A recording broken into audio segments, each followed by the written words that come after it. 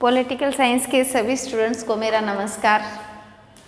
Students, आज का हमारा अभी टॉपिक पुराने टॉपिक का ही शेष भाग चल रहा है, कम्युनिस्ट पार्टी। देखिए, कम्युनिस्ट पार्टी के बारे में हमने कुछ पढ़ लिया था, थोड़ा सा रह गया था कि उसकी संरचना कैसी है, उसका संगठन कैसा है, वो हम आज करने वाले हैं। छोटा सा टॉपिक है और अच्छा टॉपिक है।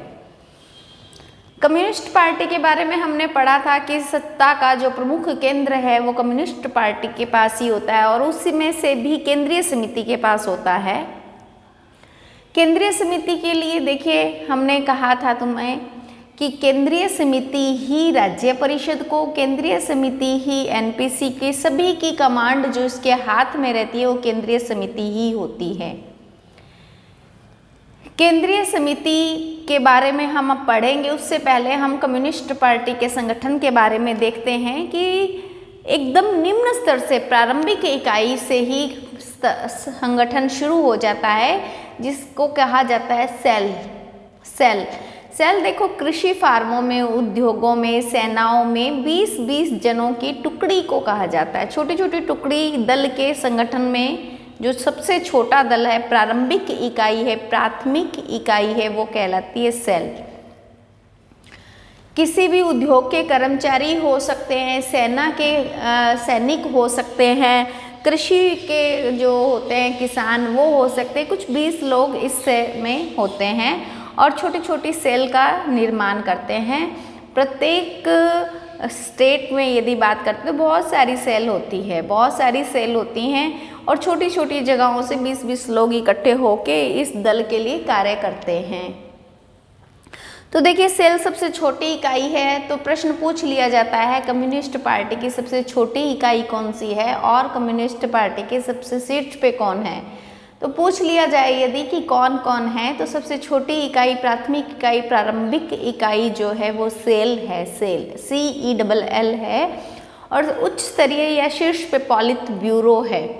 पॉलिट ब्यूरो में से ही निकली हुई एक स्थायी समिति होती है। पॉलिट ब्यूरो से ही बनी हुई एक स्थायी समिति होती है।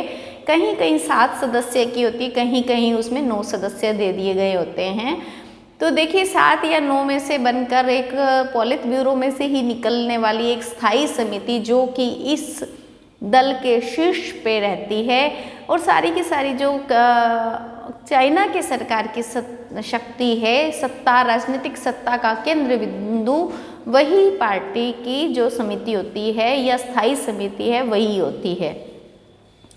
तो हम आज अभी देखेंगे कि सेल सबसे छोटी इकाई है और ये प्रारंभिक या प्राथमिक संगठन होता है और कृषि कारखानों में, उद्योगों में, सेनाओं में काम करने वाले 20-20 सदस्यों की एक सेल होती है।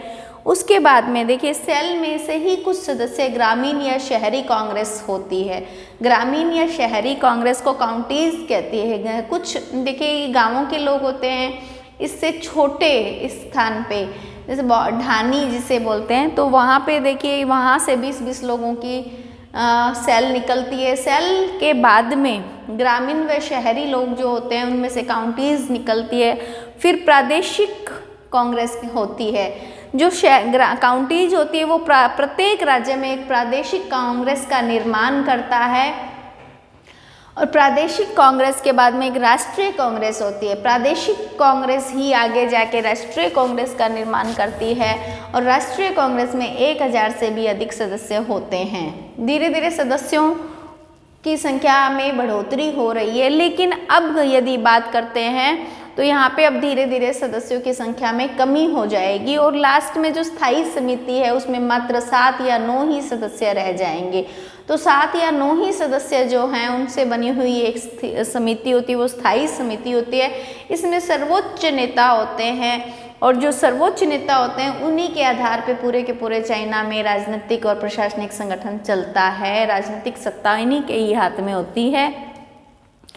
राष्ट्रीय कांग्रेस में 1000 से अधिक संख्या के बाद में देखिए एक केंद्रीय समिति होती है जो पूरे के पूरे कम्युनिस्ट पार्टी या साम्यवादी दल की समिति होती है। ये केंद्रीय समिति, इसको इसलिए कहा जाता है, यही दल का मस्तिष्क होता है, यही दल का संचालन करती है केंद्रीय स्थिति है, पूरे के पूरे दल में इसकी एक केंद्रीय स्थिति है।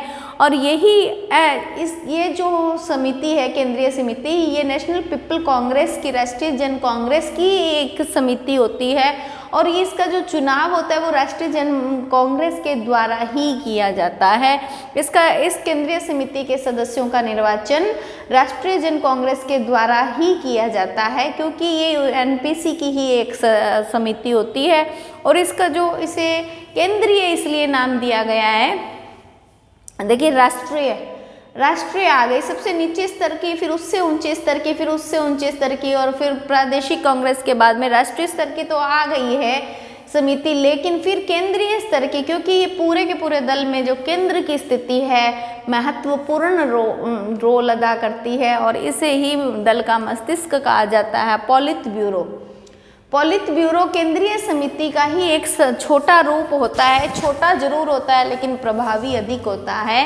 केंद्रीय समिति से छोटा है लेकिन प्रभावी है। कहीं 20 सदस्य लिखे रहते हैं, कहीं पे 24 सदस्य लिखे रहते हैं। तो यहाँ पे जो है 20 या 24 में से कुछ सदस्य होते हैं। ये बहुत ही प्रभावी अंग है, बहुत ही महत्वपूर्ण अंग हैं, जो कि केंद्रीय समिति के द्वारा ही बनाए गए लोग होते हैं। और ये जो पॉलिट ब्यूरो है, केंद्रीय समिति किसी भी आवश्यकता पड़ने पे, कोई भी आवश्यकता पड़ने पे बैठक कर सकती है, और यदि बहुत इमरजेंसी में बैठक करनी होती है तो कुछ ही लोगों के द्वारा ही बैठक हो गई होती है। और पॉलिट ब्यूरो बहुत ही महत्वपूर्ण संस्था है, बहुत ही महत्वपूर्ण अंग है, बहुत ही प्रभावी अंग है। और उसके बाद में स्थायी समिति होती है। पॉलिट ब्यूरो ही लगभग 20 या 24 सदस्यों में से ही कुछ 7 या 9 सदस्यों की एक स्थायी समिति बना दी जाती है, जो कि आवश्यकता पड़ने पे बार बार वो अपना सारा रूटीन के कार्य करती है। और यही सर्वोच्च नेता होते हैं, यही शीर्ष पे होते हैं, और सारे के सारे चाइना का जो संगठन है, राजनीतिक संगठन, सत्ता है, इन्हीं के ही हाथ में होती है। और फिर एक होता है सचिवालय। सचिवालय एक होता है जिसका जो सचिव होता है वो इन्हीं समिति की देख रेख में कार्य करता है, स्थायी समिति की ही देख रेख में सचिवालय कार्य करता है। इसी प्रकार एक होता है दल नियंत्रण आयोग, दल नियंत्रण आयोग, और एक होता है सचिवालय। देखिए सचिवालय का जो मुख्य होता है वो सचिव होता है, और सचिव ही यहाँ पे इस समिति की देखरेख के अनुसार कार्य करता है। और उसके बाद में देखिए कि केंद्रीय समिति का ही एक अंग होता है, इसी केंद्रीय समिति का एक अंग होता है दल नियंत्रण आयोग। तो वो जो दल के जितने भी अंग हैं, वो अंग दल की नीतियों के अनुसार कार्य कर रहे हैं या नहीं कर रहे, इस पर नियंत्रण रखने का जो कार्य करता है वह दल नियंत्रण आयोग करता है, कि दल के सभी सदस्य और सभी अंग क्या दल की नीतियों के अनुसार कार्य कर रहे हैं या नहीं कर रहे हैं। इस पे जो नियंत्रण रखने का कार्य, देख रेख करने का कार्य करता है, वो दल नियंत्रण आयोग का होता है। और एक होता है सचिवालय। सचिवालय का जो मुख्य होता है वो सचिव कहलाता है, मुख्य सचिव कहलाता है। सचिव भी केंद्रीय समिति द्वारा ही नियुक्त होता है, और केंद्रीय समिति को अपनी जो रिपोर्ट है वो देता है, और केंद्रीय समिति द्वारा अपने आगे के निर्देश प्राप्त करता है। इस प्रकार से जो ये सारा संगठन है हमने किया है, एक सेल सबसे छोटी इकाई है, पिरामिड के आकार का कम्युनिस्ट पार्टी का जो संगठन है, कम्युनिस्ट पार्टी का संगठन पिरामिड आकृति का होता है, एक प्रकार से पहाड़ के जैसे होता है। शीर्ष पे जाके कम हो जाता है, और जो सबसे बेस है वो ज़्यादा जनों का होता है। यहाँ पे प्रत्येक जगह से छोटे छोटे 20-20 लोगों के सेल जाते हैं। फिर धीरे धीरे शहरी और ग्रामीण काउंटी जो हो जाती है, फिर प्रादेशिक कांग्रेस हो जाता है, फिर केंद्रीय समिति मुख्य है, लेकिन केंद्रीय समिति से पहले राष्ट्रीय कांग्रेस होता है, फिर पॉलिट ब्यूरो होता है, और फिर स्थायी समिति होती है। देखिए स्टूडेंट, ये छोटा प्रश्न भी पूछा जा सकता है और बड़ा भी पूछा जा सकता है। जैसे जैसे इसकी संख्या में तो कमी होती जाती है, लेकिन इसके भार में, इसका प्रभाव में, इसके स्थिति में महत्वपूर्ण परिवर्तन आता रहता है। संख्या में कमी है, जितनी संख्या में कमी है उतनी ही इसके प्रभाव में वृद्धि होती रहती है। तो इस प्रकार से आज हमने कम्युनिस्ट पार्टी का पूरा इसकी जो है संरचना या संगठन पढ़ा है। और उसके बाद में देखिए ऑलमोस्ट चाइना का संविधान हमारा पूरा हो गया है। न्यायपालिका हम पढ़ चुके हैं। राज्य परिषद जो कि वहाँ की सर्वोच्च कार्यपालिका है वो हमने कर ली है। उसके बाद में हमने एनपीसी भी पढ़ लिया है, नेशनल पीपल कांग्रेस। और आज की इस लास्ट क्लास में हमने चाइना के कम्युनिस्ट दल जो कि बहुत महत्वपूर्ण है उसके संगठन के बारे में पढ़ लिया है। अब हम फ्रांस का संविधान, जो कि हमारा लास्ट टॉपिक है, तुम्हारी सेकेंड ईयर की इस बुक का लास्ट टॉपिक फ्रांस का संविधान है, और ये हम करेंगे। इतनी ही तसल्ली से, इतना ही ईमानदारी से पूरा का पूरा संविधान हम पढ़ेंगे। लेकिन स्टूडेंट्स, हमने 4 संविधान कर लिए हैं, ब्रिटेन का संविधान, अमेरिका का संविधान, स्विट्जरलैंड का संविधान और चाइना का संविधान। चारों संविधान हम कर चुके हैं। आप मनन करिए, आपने कितना पढ़ा है, सब अपने अपने मन में देखिए कि हमने कितना पढ़ा है। गैरीमैंडरिंग क्या है, फिलीबिस्टर क्या है, लॉबिंग क्या है, ये सब जो शब्द हैं ये कहाँ पे हमने पढ़े थे, क्या क्या अलिखित, कहाँ कहाँ अलिखित संविधान है, संघात्मक व्यवस्था क्या होती है, एकात्मक व्यवस्था क्या है, ये जो सब चीज़ें हैं ये मैं तुम्हें पढ़ा चुकी हूँ। फिलीबिस्टर क्या है, देखिए गैरीमैंडरिंग क्या है, ये शब्द तुमसे परिचित हैं। लेकिन जिन जिन बच्चों ने इन्हें पढ़ा है वो बच्चे तो अभी अपने दिमाग में उसकी छवि ले आएंगे। लेकिन बहुत सारे बच्चे ऐसे हैं जो पढ़ते भी हैं और बहुत सारे बच्चे ऐसे हैं जो नहीं पढ़ते हैं। तो तुम्हारे को मैं एक रिक्वेस्ट और मेरा आदेश है, जो भी तुम मानो कि जितनी भी क्लासेज हो गई हैं उन क्लासेस को तुम लिख लो।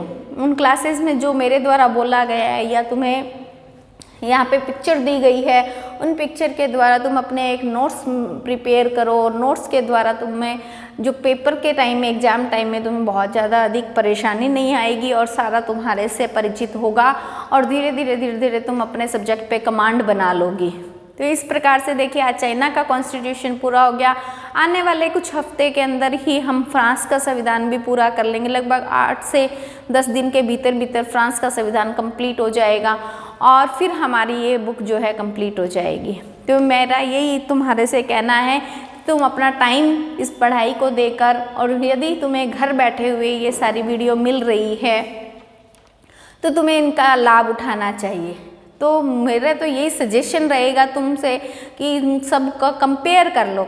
ब्रिटेन का संविधान क्या कहता है, फ्रांस का क्या कहता है, चाइना का क्या कहता है, स्विट्ज़रलैंड का, अमेरिका में क्या क्या इसकी विशेष बातें हैं, क्या क्या यहाँ पे व्यवस्थाएं की गई है। इससे क्या एग्ज़ाम टाइम में तुम्हें होच पोच होने की ज़रूरत नहीं होगी और एक अनुशासन में रहकर तुम अच्छा सा और बिना होच पोच हुए सब काम कर पाओगी।